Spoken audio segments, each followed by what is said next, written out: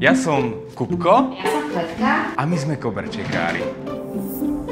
Už aj môj starky, môj ocino, moja mamina, môj starky, starka, aj moja prastarka ešte tkali koberčeky.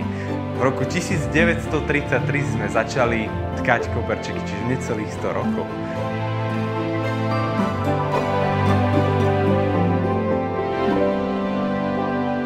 Toto, čo vidíme sem, tak je práve ten magický stroj, ktorý urobí krásny koberček, ako vidíte tu na.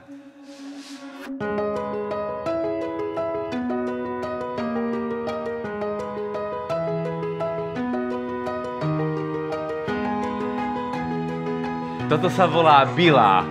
Bila. Čiže ešte raz, ako sa to volá? Bila. Presne tak. Poriadne ubijeme, čiže buchneme, prekročíme nožičkou, aby sa tie niteľnice zmenili. A znova buchneme raz alebo dvakrát, podľa toho, aby bol ten riadoček pevný. Kto si to chce vyskúšať? Super!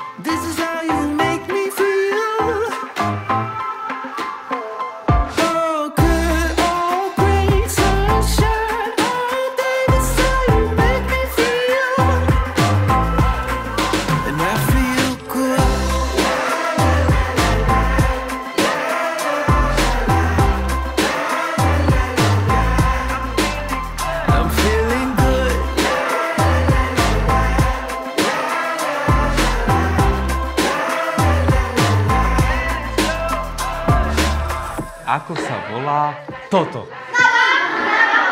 Super! A čo sa ti najviac páčilo? Tkanie? Člnok, hej? Super. Tak sa tešíte, že ste mali také niečo u vás? Čaute!